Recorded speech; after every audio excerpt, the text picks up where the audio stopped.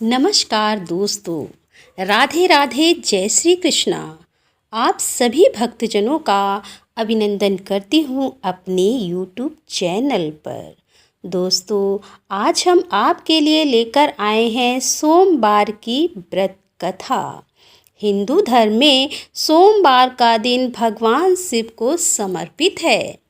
कहते हैं कि इस दिन जो व्यक्ति सच्चे दिल से भोलेनाथ की पूजा अर्चना करता है, उसकी सारी मनोकामनाएं पूर्ण हो जाती हैं। तो आइए सुनते हैं सोमवार की व्रत कथा चालीसा आरती के साथ। किसी नगर में एक धनी व्यापारी रहता था। दूर दूर तक उसका व्यापार फैला हुआ था। नगर के सभी लोग उस व्यापारी का सम्मान करते थे। इतना सब कुछ संपन्न होने के बाद भी वह व्यापारी बहुत दुखी था, क्योंकि उसके कोई पुत्र नहीं था, जिस कारण अपने मृत्यु के पश्चात व्यापार के उत्तराधिकारी की चिंता उसे हमेशा सताती रहती थी। पुत्र प्राप्ति की इच्छा से व्यापारी प्रत्येक सोमवार भगवान शिव की व्रत पूजा किया करता था और शाम के समय शिव मंदिर में जाकर शिव जी के सामने घी का दीपक जलाया करता था। उसकी भक्ति देखकर माँ पार्वती प्रसन्न हो गईं और भगवान शिव से उस व्यापारी की मनोकामना पूर्ण करने का निवेदन किया। भगवान शिव जी बोले कि इस संसार में सबको उसके कर्म के अनुसार फल की प्राप्ति होती है। जो प्राणी जैसा कर्म करते हैं, उन्हें वैसा ही फल प्राप्त होता है। शिव जी द्वारा समझाने के बावजूद माँ पार्वती नहीं मानी और उस व्यापारी की मनोकामना पूर्ति हेतु वे शिव जी से बार बार अनुरोध करती रहीं। अतः माता के आग्रह को देखकर भगवान भोलेनाथ को उस व्यापारी को पुत्र प्राप्ति का वरदान देना पड़ा। वरदान देने के पश्चात भोलेनाथ माँ पार्वती से बोले कि आपके आग्रह पर मैंने पुत्र प्राप्ति का वरदान तो दे दिया, परंतु इसका यह पुत्र 16 वर्ष से अधिक समय तक जीवित नहीं रहेगा। उसी रात भगवान शिव उस व्यापारी के स्वप्न में आए और उसे पुत्र प्राप्ति का वरदान दिया और उसके पुत्र के 16 वर्ष तक जीवित रहने की भी बात बताई। भगवान के वरदान से व्यापारी को खुशी तो हुई, लेकिन पुत्र की अल्प आयु की चिंता ने उस खुशी को नष्ट कर दिया। व्यापारी पहले की तरह सोमवार के दिन भगवान शिव का विधिवत व्रत करता रहा। कुछ महीनों के बाद उसके घर एक अति सुंदर बालक ने जन्म लिया और घर में खुशियां ही खुशियां भर गईं। बहुत धूमधाम से पुत्र जन्म का समारोह मनाया गया, परंतु व्यापारी को पुत्र जन्म की अधिक खुशी नहीं हुई, क्योंकि उसे पुत्र की अल्प आयु के रहस्य का पता था। जब पुत्र 12 वर्ष का हुआ तो व्यापारी ने उसे उसके मामा के साथ पढ़ने के लिए वाराणसी भेज दिया। लड़का अपने मामा के साथ शिक्षा प्राप्ति हेतु चल दिया। रास्ते में जहाँ भी मामा भांजे विश्राम हेतु रुकते, वहीं यज्ञ करते और ब्राह्मणों को भोजन कराते। लंबी यात्रा के बाद मामा भांजे एक नगर में पहुँचे। उस दिन नगर के राजा की कन्या का विवाह था, जिस कारण पूरे नगर को सजाया गया था। निश्चित समय पर बारात आ गई, लेकिन वर का पिता अपने बेटे के एक आंख से काने होने के कारण बहुत चिंतित था। उसे भय था कि इस बात का पता चलने पर कहीं राजा विवाह से इनकार ना कर दे। इससे उसकी तो बदनामी भी होगी। जब वर के पिता ने व्यापारी के पुत्र को देखा तो उसके मस्तिष्क में एक विचार आया। उसने सोचा कि क्यों ना इस लड़के को दूल्हा बनाकर राजकुमारी से विवाह करा दूं। विवाह के बाद इसको धन देकर विदा कर दूंगा और राजकुमारी को अपने नगर ले जाऊंगा। वर के पिता ने लड़के के मामा से इस संबंध में बात की। मामा ने धन मिलने के लालच में वर के पिता की बात को स्वीकार कर लिया। लड़के को दूल्हे का वस्त्र पहनाकर राजकुमारी से विवाह करा दिया गया। राजा ने बहुत सारा धन देकर राजकुमारी को विदा किया। शादी के बाद लड़का जब राजकुमारी से साथ लौट रहा था तो वह सच नहीं छिपा सका और उसने राजकुमारी के ओढ़नी पर लिख दिया, राजकुमारी, तुम्हारा विवाह मेरे साथ हुआ था। मैं तो वाराणसी पढ़ने के लिए जा रहा हूँ और अब तुम्हें जिस नवयुवक की पत्नी बनना पड़ेगा वह कान्हा है। जब राजकुमारी ने अपनी ओढ़नी पर लिखा हुआ पढ़ा तो उसने काने लड़के के साथ जाने से इनकार कर दिया। राजा को जब ये बातें पता लगी तो उसने राजकुमारी को महल में ही रख लिया। उधर लड़का अपने मामा के साथ वाराणसी पहुंच गया और गुरुकुल में पढ़ना शुरू कर दिया। जब उसकी आयु 16 वर्ष की हुई तो उसने यज्ञ किया। यज्ञ की समाप्ति पर ब्राह्मणों को भोजन कराया और खूब अन्न वस्त्र दान किए। रात को वह अपने शयन कक्ष में सो गया। शिव के वरदान के अनुसार शयनावस्था में ही उसके प्राण पखेरु उड़ गए। सूर्योदय पर मामा मृत भांजे को देखकर रोने पीटने लगा। आसपास के लोग भी एकत्र होकर दुख प्रकट करने लगे। लड़के के मामा के रोने का विलाप करने के स्वर समीप से गुजरते हुए भगवान शिव और माता पार्वती ने भी सुने। माता पार्वती ने भगवान से कहा कि हे प्राणनाथ, मुझे इसके रोने के स्वर सहन नहीं हो रहे हैं। आप इस व्यक्ति के कष्ट को अवश्य दूर कर दें। भगवान शिव ने माता पार्वती के साथ अदृश्य रूप में समीप जाकर देखा तो भोलेनाथ माता पार्वती से बोले, यह तो उसी व्यापारी का पुत्र है जिसे मैंने 16 वर्ष की आयु का वरदान दिया था। इसकी आयु पूरी हो गई है। तब माता पार्वती ने फिर भगवान शिव से निवेदन कर उस बालक को जीवन देने का आग्रह किया। माता पार्वती के आग्रह पर भगवान शिव ने उस लड़के को जीवित होने का वरदान दिया और कुछ ही पल में वह जीवित होकर उठ बैठा। शिक्षा समाप्त करके लड़का मामा के साथ अपने नगर की ओर चल दिया। दोनों चलते हुए उसी नगर में पहुँचे जहाँ उसका विवाह हुआ था। उस नगर में भी यज्ञ का आयोजन किया। समीप से गुजरते हुए नगर के राजा ने यज्ञ का आयोजन देखा और उसने तुरंत ही लड़के और उसके मामा को पहचान लिया। यज्ञ के समाप्त होने पर राजा मामा और लड़के को महल में ले गया और कुछ दिन उन्हें महल में रखकर बहुत सा धन वस्त्र आदि देकर राजकुमारी के साथ विदा कर दिया।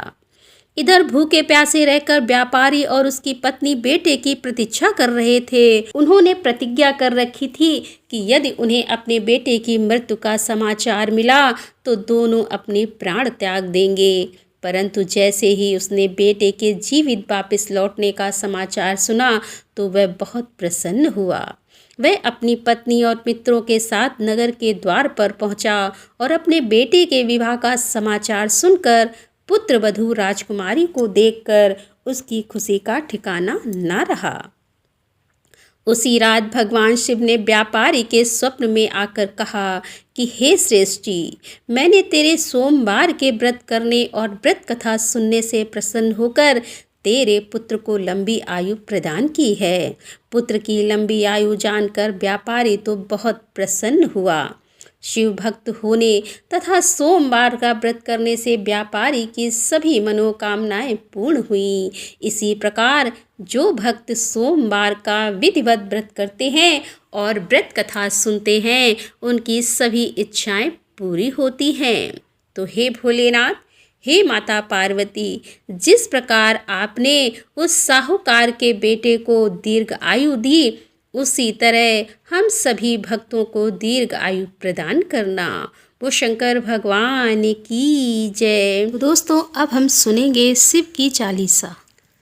जय गणेश गिरजा सुवन मंगल मूल सुजान, कहते अयोध्या दास तुम देहु अभय वरदान। जय जय जय गिरजापति दीन दयाला, सदा करत संतन प्रतिपाला। भाल चंद्रमा सोहत नीके, कानन कुंडल नाग फनीके। अंग गौर सिस गंग बहाए, मुंड माल तन छार लगाए। वस्त्र खाल बागंबर सोहे, छवि को देखी नाग मन मोहे। मैना मातु की हबै दुलारी, वाम अंग सोबत छवि न्यारी। कर त्रिशूल सोहत छवि भारी, करत सता शत्रुघ्न छयकारी। नंदी गणेश सोहे तह कैसे, सागर मध्य कमल हैं जैसे। कार्तिक श्याम और गणराऊ, या छवि को कही जात न काऊ। देवन जबहि जाय पुकारा, तभी दुख प्रभु आप निवारा। किया उपद्रव तारक भारी, देवन सब मिल तुम ही जुहारी। तुरद सडानन आप पठायो, लब निमेष मह मारि गिरायो। आप जलंधर असुर संहारा, सुअस तुम्हारे विदित संसारा। त्रिपुरासुर सन युद्ध मचाई, सबहि कृपा कर लीन बचाई। किया तबहि भागीरथ भारी, पुरब प्रतिज्ञा तासु पुरारी। दानिन मह तुम सम कोहु नाही, सेवक स्तुति करत सदाही। वेद नाम महिमा तब गाई, अखद अनादि वेद नहीं पाई। प्रकटी उदति मंथन में ज्वाला, जरत सुरासुर भय बिहाला। कीनी दया तैह करि सहाई, नीलकंठ तब नाम कहाई। पूजन रामचंद्र जब कीन्हा, जीत के लंक विभीषण दीन्हा। सहस कमल में यो रहे धारी, कीन परीक्षा तबहि पुरारी। एक कमल प्रभु राख्यो जोई, कमल नयन पूजन चह सोई। कठिन भक्ति देखी प्रभु शंकर, भय प्रसन्न दिए इच्छित वर। जय जय जय अनंत अविनाशी, करति कृपा सबके घटवासी। दुष्ट सकल नित मोहि सतावे, भ्रमत रहो मुहि चैन नावे। त्राहि त्राहि मैं नाथ पुकारो, यही अवसर मुहि आन उबारो। लै त्रिशूल शत्रुघ्न को मारो, संकट से मुहि आन उबारो। मात पिता भ्राता सब होई, संकट में पूछत नहीं कोई। स्वामी एक है आस तुम्हारी, आए रहूं मम संकट भारी। धन निर्धन को देत सदा ही, जो कोई जांचे सो पल पाही। अस्तुति के विधि करें तुम्हारी, क्षमहु नाथ अब चूक हमारी। शंकर हो संकट के नाशन, मंगल कारण विघ्न विनाशन। योगी यति मुनि ध्यान लगावे, सारद नारद शीस नवावे। नमो नमो जय नमः शिवाय, सुर ब्रह्मादिक पार न पाए। जो यह पाठ करे मन लाई, तापर होत शंभु सहाई। रनिया जो कोई हो अधिकारी, पाठ करे सो पावन हारी। पुत्रहीन कर इच्छा जोई, निश्चय शिव प्रसाद तेहि होई। पंडित त्रयोदशी को लावे, ध्यान पूर्वक होम करावे। त्रयोदशी व्रत करे हमेशा, ताके मन नहीं रहे कलेसा। धूप दीव नवेद चढ़ावे, शंकर सम्मुख पाठ सुनावे। जन्म जन्म के पाप नसावे, अंत धाम शिवपुर में पावे। कहे अयोध्या आस तुम्हारी, जानी सकल दुख हरऊँ हमारी। नित नेम कर प्रातः ही, पाठ करो चालीसा। तुम मेरी मनोकामना पूर्ण करो जगदीशा। ओम जय शिव ओमकारा, स्वामी जय शिव ओमकारा। ब्रह्मा विष्णु सदा शिव, ब्रह्मा विष्णु सदा शिव, अर्धांगी धारा। ॐ जय शिव ओंकारा। एकानन चतुरानन पंचानन राजे, हंसानन गरुणाशन ब्रजवाहन साजे। ॐ जय शिव ओंकारा। दो भुज चार चतुर्भुज 10 भुज ते सोहे, त्रिगुण रूप निरखते त्रिभुवन जन मोहे। ॐ जय शिव ओंकारा। अक्षमाला बनमाला मुंडमाला धारी,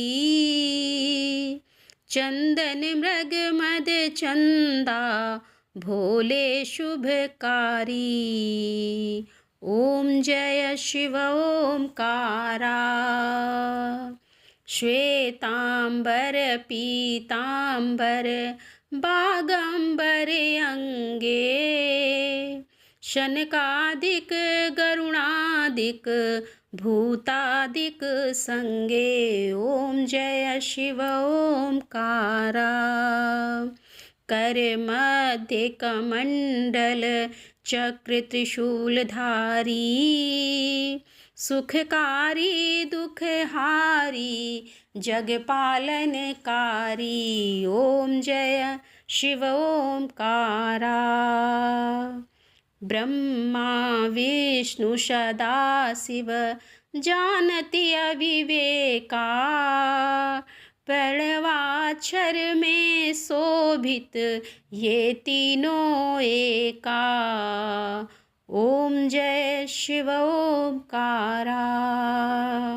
त्रिगुण स्वामी जी की आरती जो कोई नर गावे, कहत शिवानंद स्वामी कहत हरि हर स्वामी, सुख संपत्ति पावे।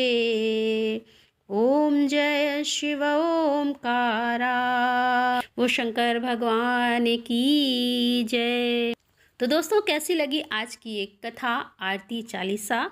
यदि एक कथा आरती चालीसा पसंद आई हो तो वीडियो को लाइक शेयर और कमेंट अवश्य करें। तो दोस्तों, मिलते हैं अगले वीडियो के साथ। तब तक के लिए हर हर महादेव, जय भोलेनाथ की।